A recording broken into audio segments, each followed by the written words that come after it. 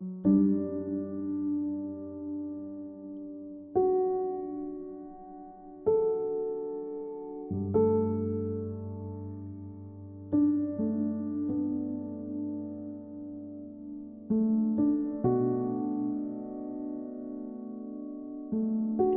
morning, sir. Welcome to my video reflection. Before I start, I would like to introduce myself. I am Jane Basagara from BSSW1. So today, I'm going to share my learnings regarding on the previous lessons that we tackled that surely has a significant impact on myself and as a future social worker. Throughout the discussion from Unit 1 to 3, I learned a lot, just like what is the social work profession, what is the role of social work, and what are the ultimate goals of social work. And I also learned that social work profession is not just all about focusing on providing material assistance like yung tinatawag nila na tagabigay ng ayuda. Kasi itong social work profession, very broad yung ginagampanan nito. Because here in the Philippines, social work is not a specialist, but it is a generalist. It means social workers in the Philippines work across different settings, including government agencies, non-profit organizations, hospitals, schools, and local communities. They provide wide range of services, including counseling, case management, community outreach, and advocacy and policy development. But what captivates my attention, and I know I can clearly relate as a Filipino citizen, is the dominant values of social work.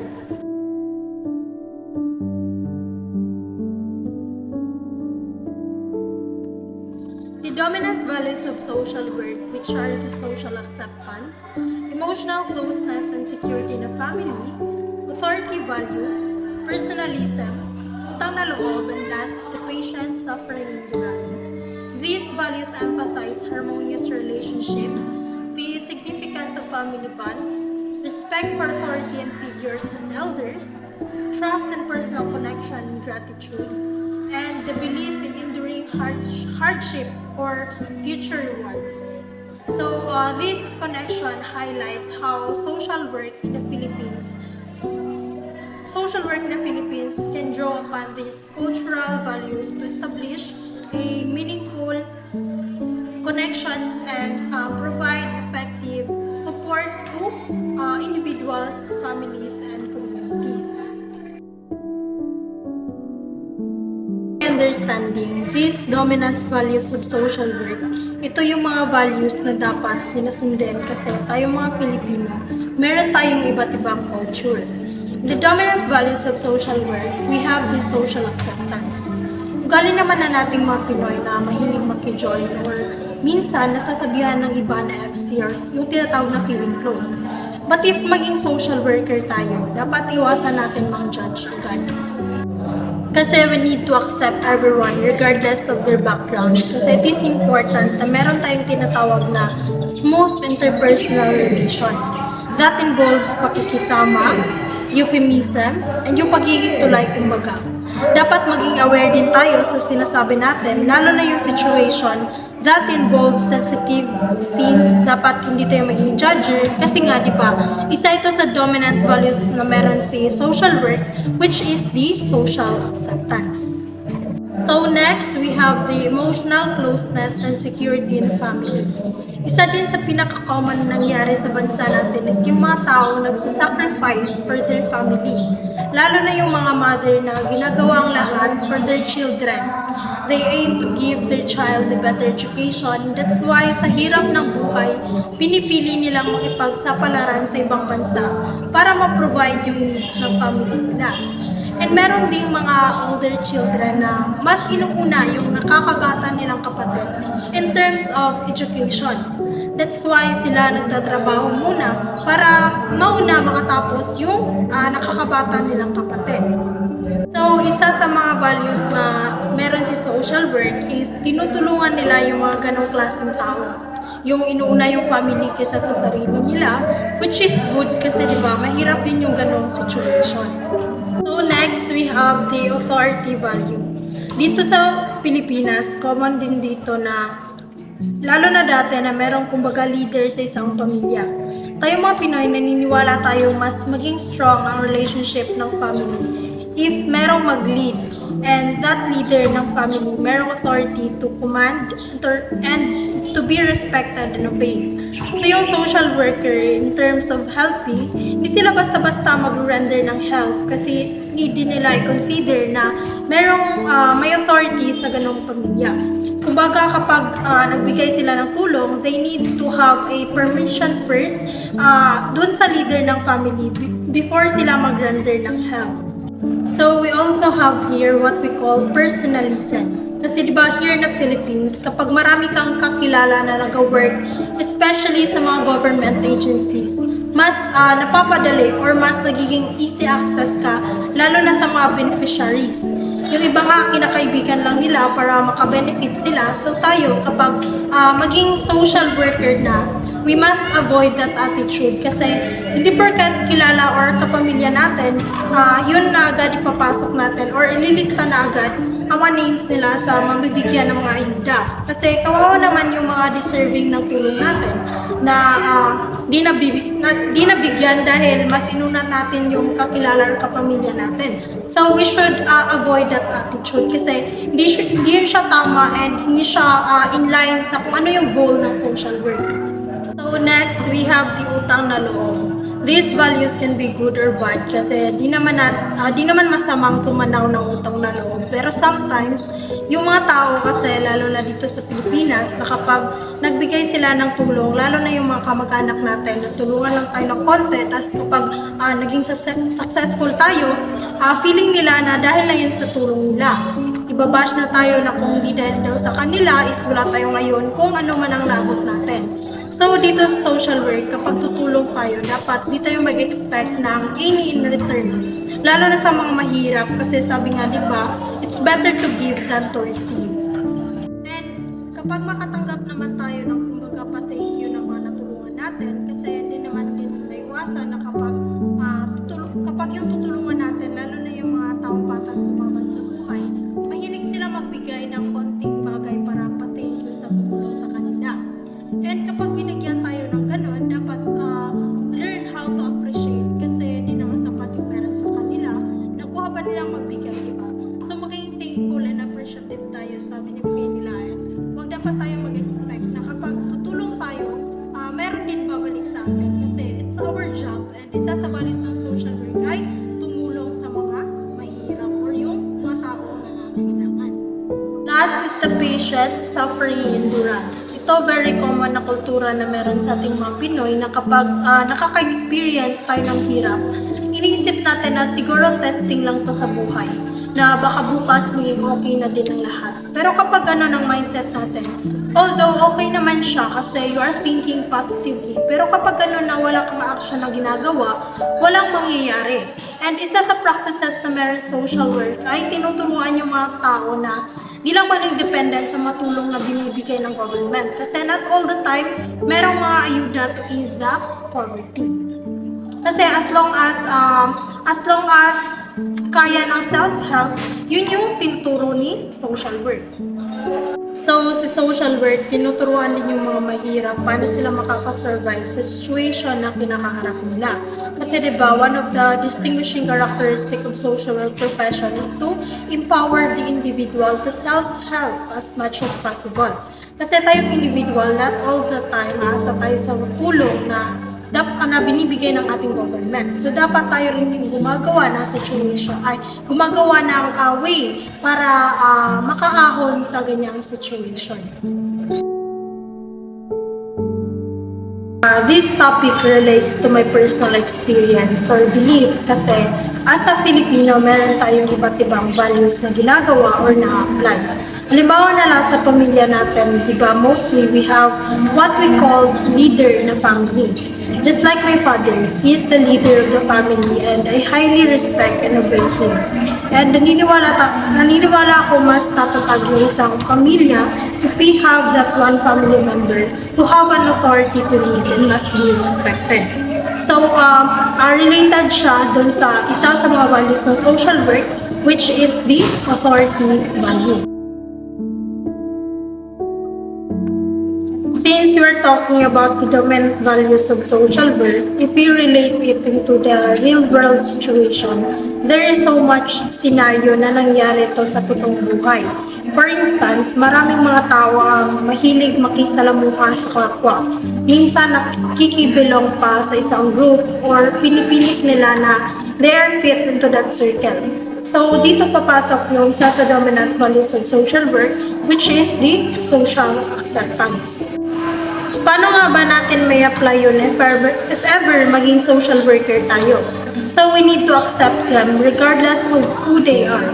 Dapat hindi tayo magiging judger. Aside from that, isa rin sa common na nangyari in real life is yung pagkakaroon ng connection. Kasi kadalasan tinitake advantage ng mga tao na may kakilala sila inside para mas mapadali nila makuha yung need nila. Or minsan, mas pina-prioritize ng mga nasa posisyon yung kamag-anak nila kasi nga member of the family. So, kailangan unahin para makuha ng beneficiaries. So, dapat if we became a social worker, dapat iwasan natin yung ganong attitude. Dapat let's always put in our mind na iwasan natin ang pagkakaroon ng biases kasi hindi porket family member dapat ilista ko ito.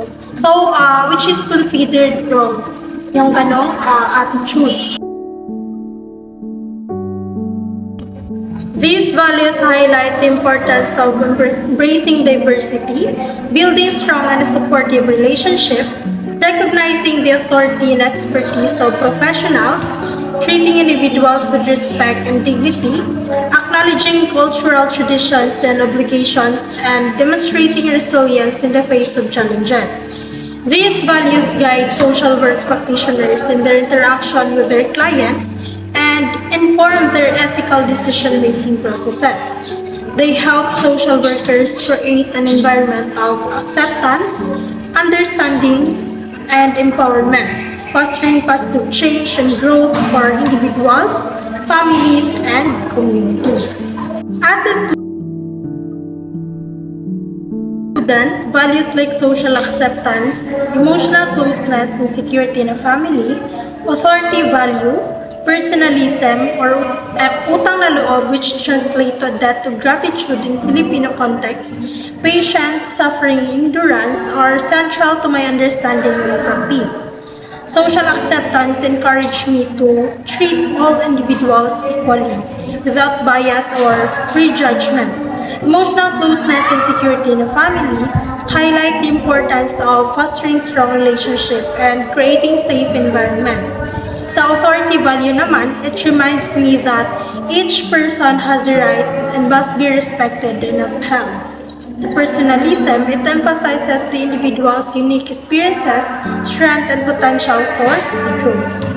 The utang na loob, which is a deep-seated Filipino value, instills a sense of gratitude and appreciation for the help and support that we receive from others. Patience, suffering, endurance, thought it may sound negative, but actually it reflects resilience in the face of adversity. Important traits in overcoming life challenges. These insights have impacted my perspective and understanding by enhancing my empathy and compassion towards the individuals and families. I work individuals, families I will work with in the future. They underline the need to appreciate the cultural background and lived experiences of each client, promoting a more compassionate, respectful, and effective social work practice in the future. I will able to apply what I have learned from this topic. First is the social acceptance. Practice acceptance and respect for the diversity of individuals and communities can foster an inclusive environment where everyone feels valued and heard. Challenge my own biases and prejudices to promote social acceptance in all my interactions. Emotional closeness and security in family. To prioritize maintaining strong, supportive relationship with my family members, create a safe and nurturing environment where emotional closeness and security can thrive, and to offer a helping hand lend a listening ear, and be there for my loved ones when they need it. Authority value to recognize the importance of respecting authority figures while also advocating for fairness and justice. To understand the power dynamics within a different system and strive to promote equitable practices and policies. So I will respect the authority of family members to establish as a foundation for collaboration and partnership. So it recognizes that they have a valuable insights and knowledge about their own family dynamics, experiences, and needs. Collaborating with family members as equal partners allows for more effective and client-centered interventions. In personalism, to develop empathy and actively listen to others, valuing their unique experiences and perspective, avoid biases, and prioritize building and maintaining meaningful relationship based on trust, respect, and understanding. Utang na loob show gratitude and appreciation for the support and kindness you receive from others. As a future social workers, I should strive to create a balance between acknowledging the importance of gratitude and reciprocity, while respecting the agency and well-being of their clients. And it is necessary to provide support and assistance in a way that empowers clients and preserve their autonomy without creating a undue pressure of expectations for reciprocal acts. Patient suffering endurance. Dito, to cultivate resilience and perseverance in the face of challenges or setbacks, and also to build the ability to demonstrate patience and understanding both with myself and with others, and to offer support and encouragement to those around me and to those who are experiencing difficulties. As a future social worker, I understand the importance of applying the core values of the social work profession in my practice. These values such as the social acceptance, emotional closeness and security in family, authority value, personalism, utang na loob, patient, and last is the patient suffering endurance are crucial in providing a holistic and culturally sensitive support to the individuals and families I will serve in the future. One of the key values I aim to uphold is social acceptance. I will recognize that every person, regardless of their background or circumstances, deserve to be treated with dignity and respect. By embracing this value, I will strive to create an environment where my clients feel welcome, included, and free from judgment. This means actively challenging any biases and prejudices I may hold and ensuring that my interaction with clients are non-discriminatory and empowering. In addition, I understand the importance of emotional closeness and security within a family. Families often serve as the primary support system for individuals, and by respecting and nurturing this relationship, I can help strengthen the family unit and promote overall well-being. This may involve facilitating open communication, addressing conflicts, and connecting families with resources that can enhance their emotional and social support networks. The concept of authority value is also significant in my future practice.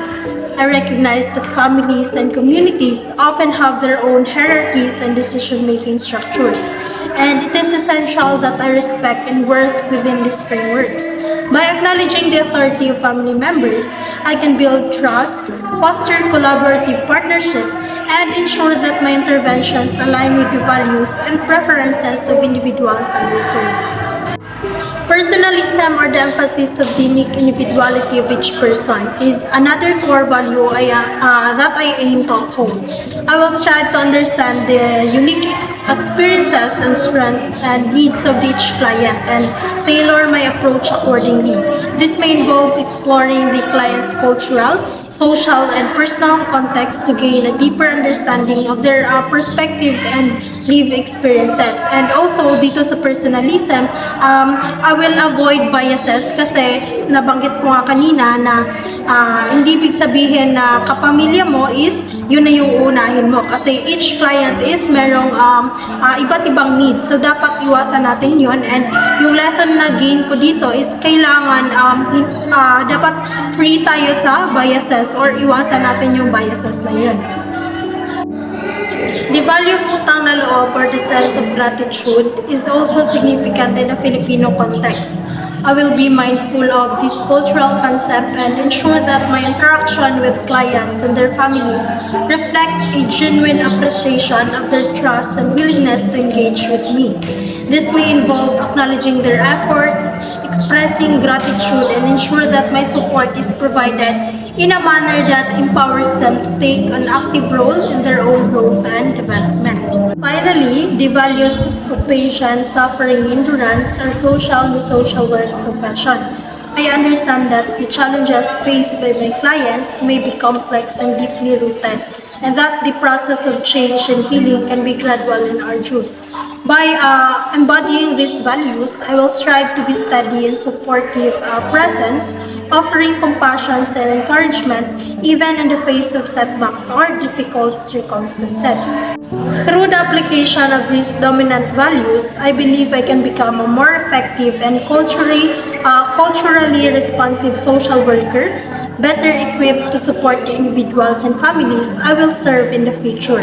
This learning experience have been invaluable in shaping my understanding of the social work profession and the ethical principles that guide me as a student and as a future social worker.